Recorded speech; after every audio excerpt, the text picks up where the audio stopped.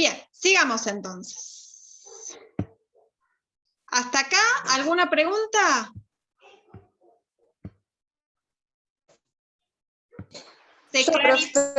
Sí, decime. Como para dejar bien claro el concepto de paradigma, sí. Sería como un modo de ver, un modo de ver o pensar según la época y el pensamiento ideológico, ¿puede ser? Exactamente, en una época determinada, con un contexto social, político, económico, cultural determinado, es el abordaje de cómo entiendo las cosas del mundo. Por supuesto, desde la ciencia, ¿no? Estamos como abordando a la realidad. Yo puedo entender, por ejemplo, a la sociedad como en una época que se entendió a fines del siglo XIX, como un gran cuerpo, que está formado por distintos órganos. Así pensaban los funcionalistas. Los funcionalistas decían que la sociedad era un gran cuerpo, pero ahí estaban mirando a la sociedad desde un punto de vista biológico, sin darle al concepto de sociedad características propias, ¿no? Históricas, culturales. Entendían que era un cuerpo con distintos órganos y cada órgano cumplía una función. Esta se llama la mirada funcionalista sobre la sociedad. Eso es una manera de entender la sociedad. Claro. Que está vinculada con el momento, con el contexto, con lo que en ese momento se daba prioridad, y estaba parado en un paradigma, ¿sí? Más bien biologicista, porque todo era entendido desde las ciencias naturales. Era el sentido, claro, que se le daba. Cuando surgieron las ciencias sociales, como la psicología y las otras, como que fue cambiando el paradigma, ¿no? Cuando nos estamos metiendo en una epistemología de la ciencia, pero sí está bueno cuando en realidad no es que la psicología se desprende de la filosofía, en un momento determinado se desprende. La psicología va a tener algún momento en donde se para en este paradigma más bien biologicista, pero ¿qué pasa? Le vamos a decir positivista, en realidad, positivismo. A medida que se va desarrollando la historia de la psicología, va a ir incorporando otros abordajes de las ciencias sociales. El mismo camino que podemos ver en la didáctica, con las particularidades que nosotros estamos compartiendo, hay que verlo con la psicología asociado a estos paradigmas. Esto que vos decís está muy claro. Y pensar a los paradigmas como sentidos. ¿Qué sentido le doy a cada cosa? ¿Sí? Para la biologicista, la sociedad era un cuerpo, porque a todo lo veían como cuerpo, como algo que funcionaba como un cuerpo. Para el paradigma instrumentalista, este que vimos de la tecnicista, ¿cómo miraban? ¿Qué sentido le daban? Vamos a la didáctica. ¿Qué sentido le daban? Decían, bueno, hay que hacer la técnica, ¿sí? Para lograr que el docente que ejecute la técnica tenga el resultado más efectivo. Pero te daban la técnica armada y vos te la daban para aplicar. Esa era la lógica, el sentido que estaban entendiendo. Distinto va a ser desde el 70 y 80, que empezamos a cuestionarnos todos este paradigma prescriptivo. ¿Por qué? Porque en realidad lo que se va a poner en cuestión es ese paradigma. Le vamos a empezar a dar otro sentido a las ciencias sociales, y la didáctica no va a estar ajena, ¿sí? Empezamos a pensar que el sujeto histórico, las personas, son y hacen y construyen la historia. Y si son, hacen y construyen la historia, entonces tengo que tenerlo en cuenta. Y ahí es la didáctica cuando dice, pará, y entonces el docente tiene que hacer algo al respecto. ¿Qué lugar le doy a ese docente? Ya no puede ser pensado como un ejecutor o un aplicador de técnicas, porque está en una práctica social, y la práctica social la hacen los sujetos que están ahí. Entonces es esto lo que se empieza a cuestionar, lo que se empieza a reflexionar, y lo que hace que la didáctica entre en crisis. ¿Bien? Y esto es lo que ustedes tienen. En los 3 textos lo abordan de distinta manera, pero abordan estas cuestiones. Yo les decía recién, Becker Suárez se centra en el objeto de estudio, en las dificultades que esta definición le ocasionó. ¿Sí? Qué difícil. ¿Es proceso de enseñanza-aprendizaje? ¿O están separados? ¿O van juntos? ¿O es clase? Que es lo que ella va a proponer, ¿no? Eso por un lado, eso Becker Suárez. Steinman analiza desde el punto de vista de los paradigmas, y de hecho lo establece así, cuando lo organiza, y Camillioni lo va a pensar desde el cuestionamiento de la producción teórica. Y ahora voy a intentar compartirles unos ejes, si puedo, si me deja el mundo cibernético. Vamos a ver. ¡Ah, me dejó! Bueno, ahí está. Yo intenté sacar 2 grandes supuestos y los grandes ejes del texto de Camillioni. Yo sé que es un texto difícil, que embarra un poquito la cancha, pero quiero que tengan los ejes con los cuales lo tienen que abordar. Y yo se los dije la otra vez, antes de arrancar, les dije que fíjense en las herencias, en las huellas, y en las huellas, herencias y legados, y en los legados. No me salía la palabra. Bien. Es heredera, es deudora, y se pregunta si es oferente. Sobre estos 3... Profe, ¿qué significa? ¿Cómo? ¿Qué significa oferente? Oferente es generadora de algo. Da algo y se lo pregunta. La didáctica, ¿qué está ofreciendo? Esa es la gran pregunta que se va a hacer Camillioni. No se olviden que estamos en la gran crisis. Estamos pensándonos todos, cuál es su objeto de estudio, qué produce, cómo lo produce. Estamos en esa gran pregunta, ¿no? Entonces, Camillioni va a hacer este recorrido histórico diciendo que la didáctica, primero, es heredera. ¿Qué hereda? Su historia, dice Camillioni. Hereda su historia, porque si la desconoce, pierde su identidad. Ojo al piojo. ¿Se entendió eso? Si ella desconoce que al principio fue una didáctica tradicional, normativa, basada en modelos preestablecidos, y que después fue tecnicista, si desconoce su historia, pierde su identidad. Entonces no la puede desconocer, tiene que saber su historia para poder aprender de ella. Esto es lo que dice cuando dice hay herencias. Hereda su tradición. ¿Bien? Hay que cuestionarla, hay que reflexionarla, hay que pensarla, pero no desconocerla. Hereda su evolución durante el tiempo. Claro. Y que si no lo tiene en cuenta, pierde que tiene que reflexionar sobre ella. ¿Bien? Es deudora, dice. Pucha, sí, es deudora. Y es deudora de los aportes que las otras ciencias le hacen. Hace mucho hincapié en los aportes que la psicología hace en determinado momento de la historia y que tienen que ver con los paradigmas instalados en el momento. Insisto, la palabra conductismo, que después ustedes lo van a ver más en profundidad, va a ser lo que esté moviendo ahí. El conductismo que dice que ante un estímulo, una respuesta. Entonces, ¿qué dijo la didáctica en ese momento? Ante una enseñanza, un aprendizaje.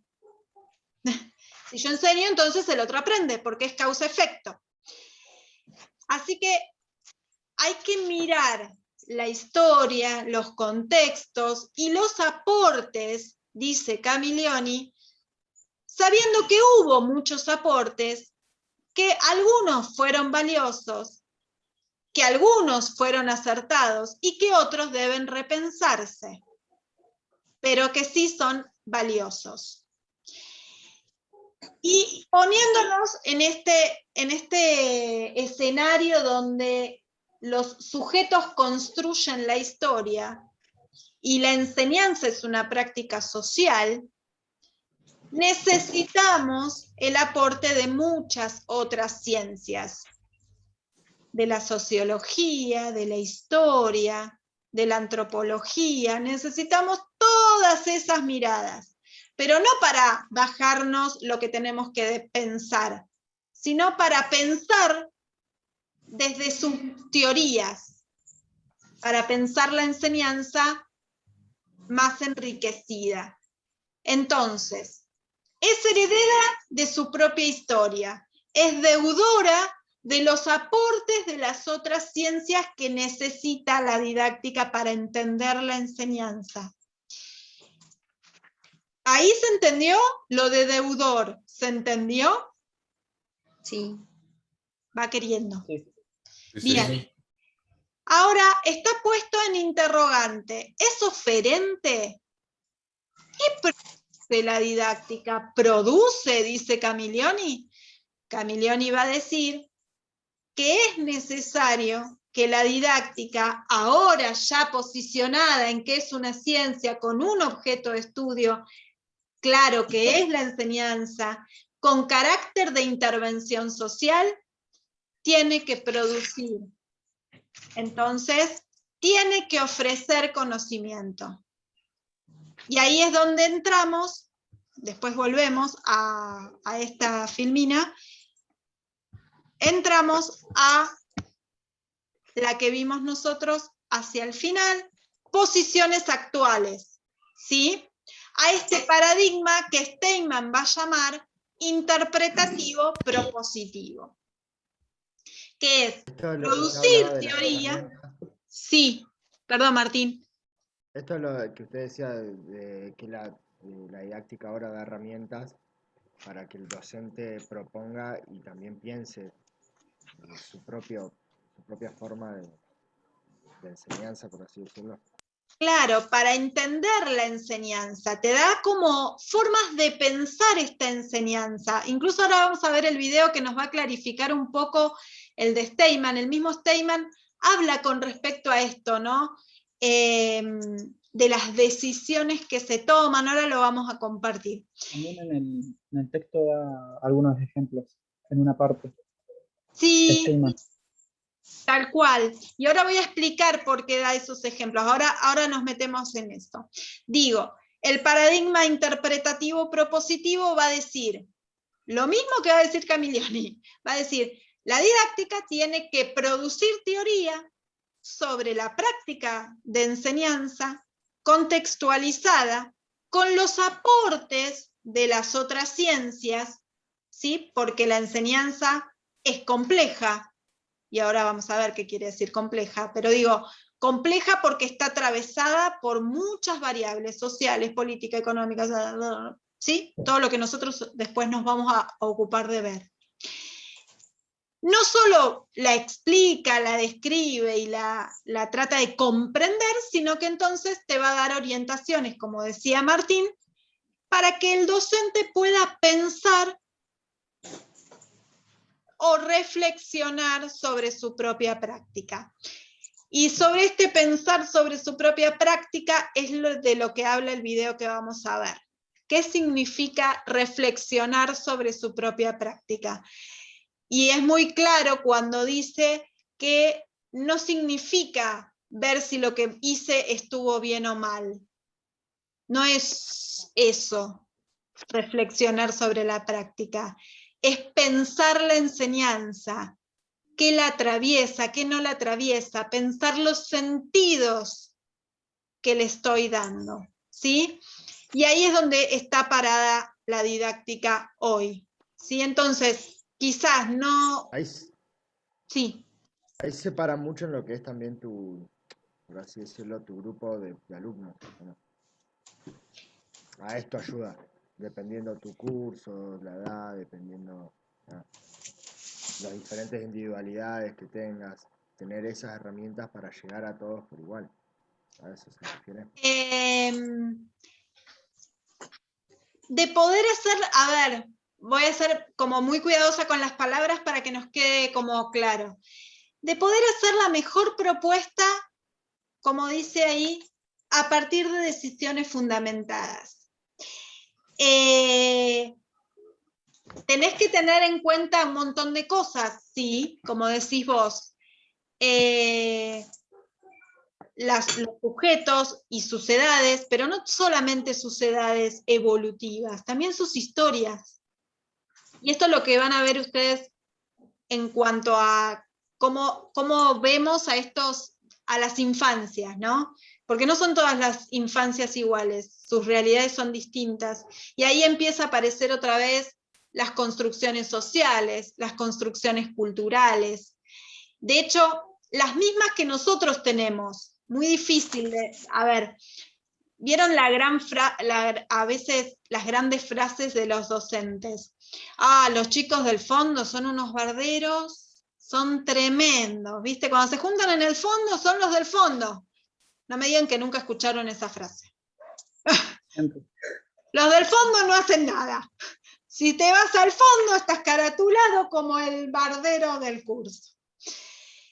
Esas son construcciones que se repiten y se reproducen y que estancan, porque primero no son determinantes. Que vos te sientes en el fondo no quiere decir que seas bardero, literal. Es decir, no son fundamentadas tampoco. No, son de reproducción, se reproducen porque se pasan, pero no porque se piensen. Justamente Steinman te va a decir que la reflexión tiene que ver con esos sentidos.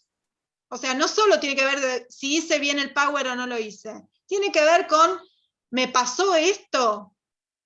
¿Lo puedo pensar para poder hacer algo distinto? ¿O me está pasando que yo estoy juzgando y me está jugando una mala pasada esa cuestión? Difícil, porque nosotros estamos inmersos en la situación, ¿sí? Pero es lo que nos propone la reflexión, ¿sí?, de las propias prácticas. Bien, me interesa que paremos acá y pensemos si el recorrido histórico nos sirvió, si este recorrido por el Power ahora un poquito más ampliado con las intervenciones de los autores se pueden cruzar. Es tarea de ustedes, por supuesto, complementar con más, para poder explicarlo mejor con los textos, de eso para el trabajo, para el integrador o para lo que fuere, para que ustedes puedan vincular la teoría y las cosas que estamos viendo, el material bibliográfico, mejor dicho. ¿Quedó? ¿Tienen alguna duda?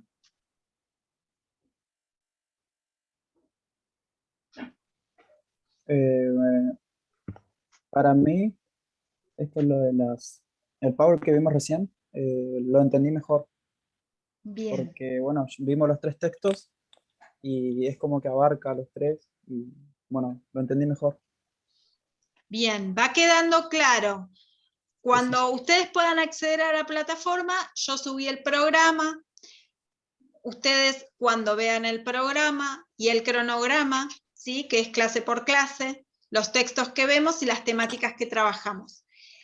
Ustedes miran el programa y cuando miran el programa, ninguno de los temas o conceptos que dice el programa les tiene que sonar desconocido. Si uno de los conceptos que está en el programa dicen, no, yo esto no lo vi, no lo entendí, no sé, no. ¿Pasapalabra? Ahí estamos en un problema. Ahora, si ustedes ven el programa y en la unidad 1, todo lo que está en el programa se pudo como abordar y ustedes pueden dar cuenta de dónde lo pueden encontrar, vamos bien. ¿Sí? Porque eso es lo que estamos trabajando. ¿Está bien? Si hay diferencias, estaríamos complicados porque no encontrarían a dónde estarían los fundamentos. ¿Sí? Así que siempre sigan como el programa. Bien. Yo me fijo porque no quiero irme de tema ni dejarlos con alguna cuestión. Bien. Antes de pasar a lo que sigue, por ahí yo les propongo como actividad hacer al revés. En vez de preguntar yo si quedaron dudas o si tienen alguna pregunta, les voy a generar la siguiente, el siguiente desafío. El desafío va a ser que ustedes armen preguntas que por supuesto puedan responder. ¿Qué preguntas ustedes harían para dar cuenta de lo que estuvimos trabajando? Supónganse que ustedes le hacen una pregunta como si fueran los docentes de la cátedra a sus compañeros, entonces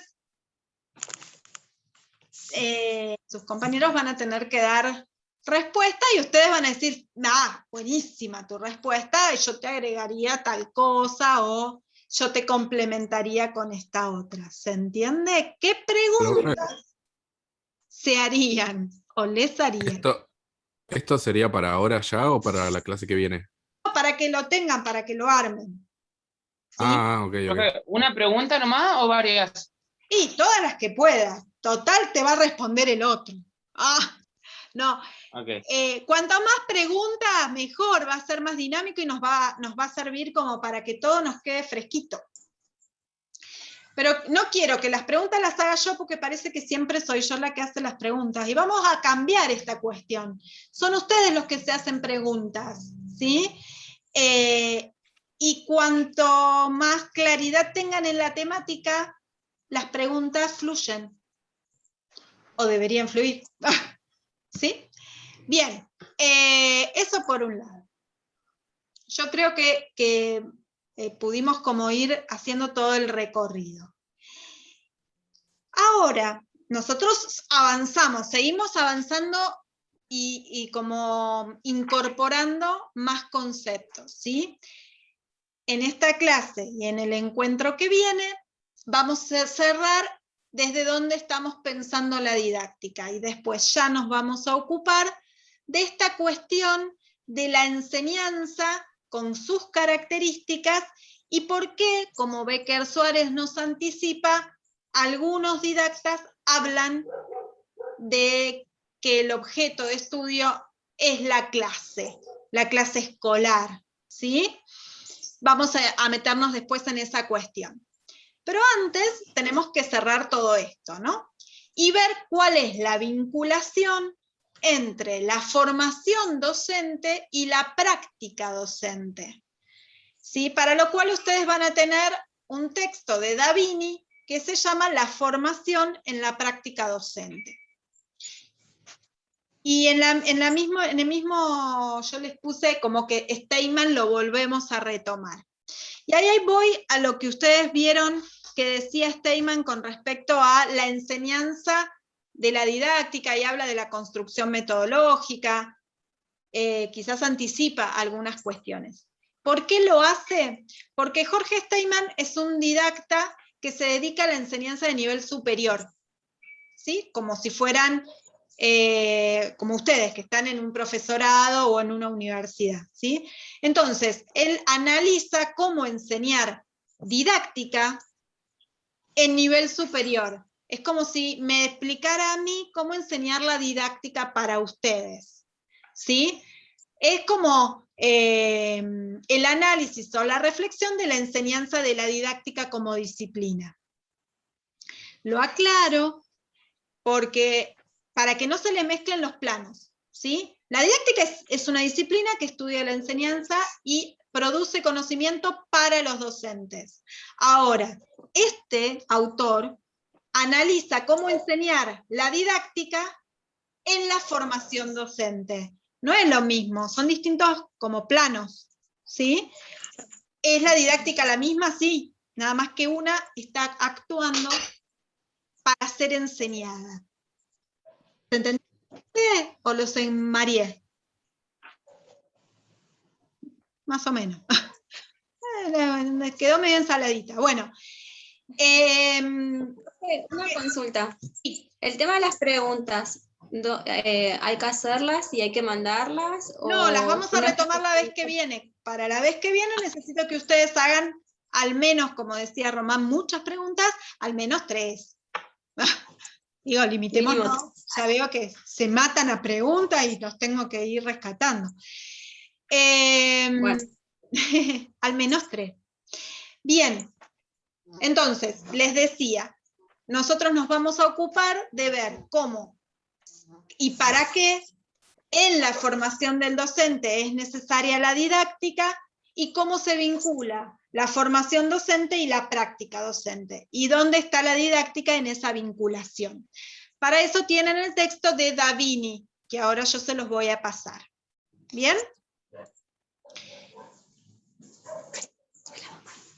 ¿Alguna cuestión? No, vamos bien. Vamos a ver si nos ayuda la internet y dejo de hablar un rato. Esperen que me parece que ahora que vi el Power me faltaron los supuestos. Pero bueno, voy a hacer lío. Si volvemos ahora se me van a marear. Después los voy a retomar. Chingui, chingui, chingui, chingui. ¿Dónde los tengo? Esperen. Les voy a intentar compartir el video. Todo me deja. Esperen que voy a abrir primero yo, así lo puedo ver. Lo pongo. Vamos a ver si es posible. Está difícil. A ver.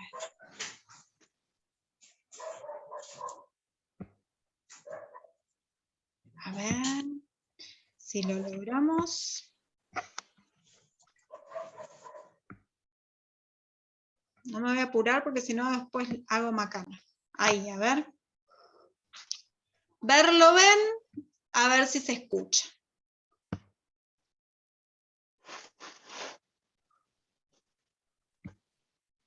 No se movió nada. A ver.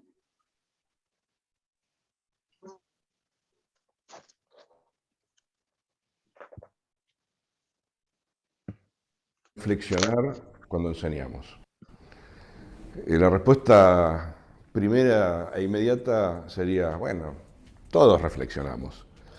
Pero aquí se trata de tomar la reflexión, en verdad es una línea teórica de desarrollo de contenido en el campo de la didáctica.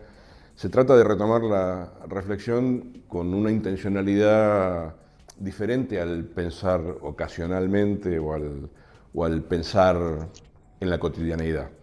O sea que es una reflexión con cierta intencionalidad, diría. Una intencionalidad mucho más amplia de lo que sería reflexionar estrictamente sobre cómo estuvo mi clase. No va por allí. No se trata de decir, fue una buena o una mala clase, estuvo bien o estuvo mal el PowerPoint que usé, o hice buenas o malas preguntas. En verdad va por debajo de esas cosas, por aquellas cosas que no se visibilizan con tanta facilidad. Y que son las intervenciones que hacemos en el aula con los estudiantes y con el conocimiento sostenidos sobre nuestros supuestos, que no siempre nos aparecen a simple vista.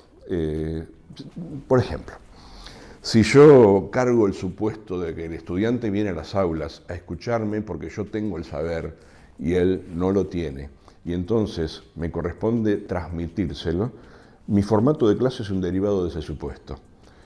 Irremediablemente caigo en un formato de exposición. Te cuento lo que sé porque vos no lo sabés, quédate callado escuchando hasta que te apropies del saber. La mayoría de las decisiones que tomamos en el aula son el resultado de esos supuestos que no tan fácilmente podemos hacer explícitos y que no tan fácilmente podemos poner sobre la mesa. Allí quiere meterse la reflexión, es decir, la idea es taladrar de alguna manera estos supuestos que están dentro nuestro, de los cuales no podemos dar cuenta, y la posibilidad de reflexionar sobre ellos hace que podamos entonces pensar la clase de una manera más genuina. No centrada en los dispositivos técnicos, esto ya no es tan importante, solamente si uso o no uso un medio gráfico, si uso o no uso tecnologías en el aula, si uso o no uso un material de apunte, si uso o no uso, no se trata de dar vueltas en torno a los dispositivos, se trata de dar vuelta a los sentidos por los cuales hago lo que hago, enseño lo que enseño y luego, en todo caso, en definitiva, qué dispositivos uso para apoyar la enseñanza. El punto de vista interpretativo de la didáctica y no el punto de vista prescriptivo.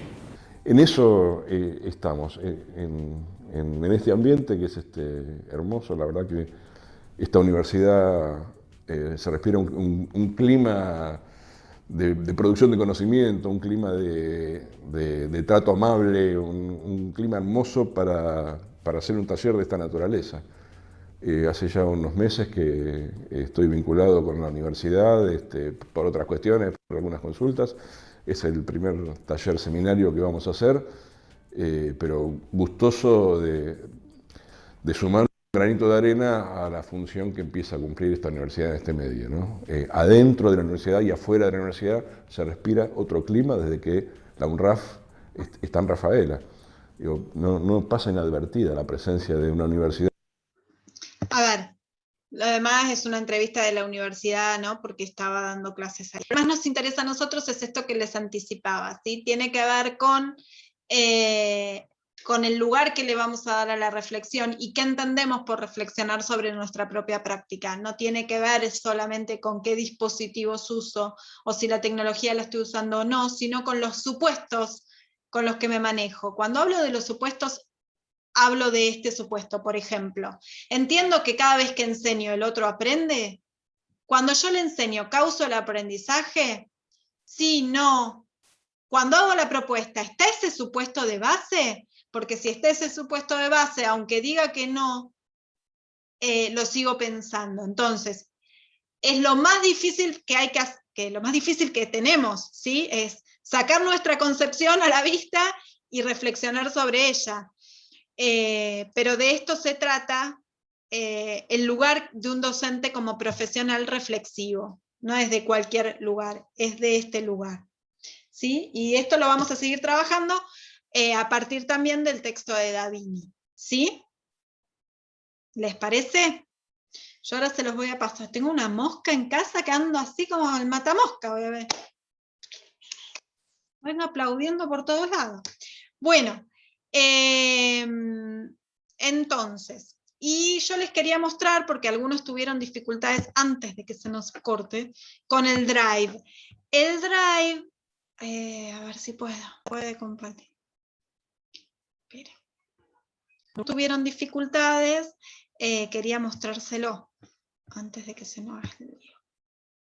Bueno. Espera que se ponga.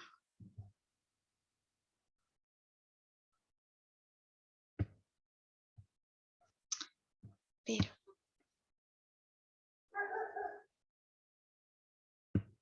A ver si lo ven. Ahí está el Drive de ustedes, ¿sí? Acá hay uno de sus compañeros que lo puso en color, que por ahí me pareció interesante porque les resulta, ¿sí? Con el link que yo les di, ustedes deberían poder entrar a todo esto, ¿sí? A todo. Y cada vez que ustedes escriban, se marca. Ahí tiene la pregunta que decía Silvia. ¿Sí? A ver, yo les voy a mostrar que ahora puedo escribir.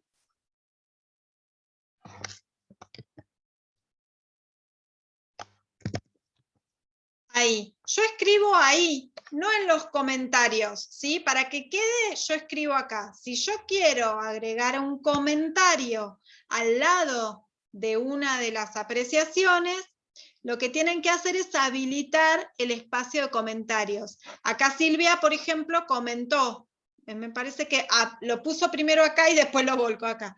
Pero bueno, hizo un comentario largo. Te quedó como largo el comentario. Como un poquito extenso. Claro, bueno, no importa. Igual acá, ¿ves? A mí me da la posibilidad, como yo habilité los comentarios, de poder comentar lo que vos dijiste. ¿Sí? Pero para poder hacer un comentario, ustedes solamente se tienen que posicionar, no sé si lo ven, pero acá. No lo puedo yo marcar en la página. Donde están las rayitas juntas. ¿Sí? Y ahí pueden agregar. Y acá abajo hay una también. Exploren y chusmen qué posibilidades tienen para intervenir en el texto. ¿Sí? Sin borrar, como le pasó a Silvia, sin borrar lo que hicieron los otros. No, fue justo un comentario que había hecho con respecto a usted que decía, bueno, para hacer el comentario es una frase toda negra con mayúscula, letra grande. Pasé a borrar eso porque, bueno, nada, quería como ir y no me daba la opción, entonces entré a buscar, a chusmear, a explorar y exploré mal. No importa. Borrar. Pero ven que va quedando como un resumen para que después a ustedes les quede como material de estudio. Entonces todos van a tener acceso. Cuantos más aportes enriquecidos tenga, mejor. ¿Sí? Y traten de no hacer copias literales. Ahí al principio es una copia media literal.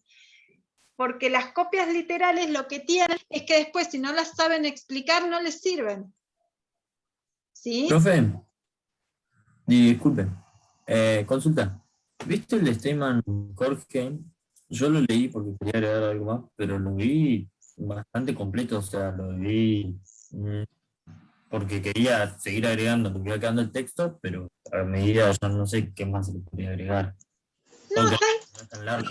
Vos centrate en lo que vimos hoy, ¿sí? Después la segunda parte de Steinman la vamos a ver nosotros mucho más adelante, la construcción metodológica. No se centren en eso, céntrense en la primera parte, ¿sí? Para no hacernos lío. Ustedes no se compliquen con esa parte. Está buena tu pregunta, ¿sí? No podía cortar el texto a la mitad, pero está buena tu pregunta. Bien.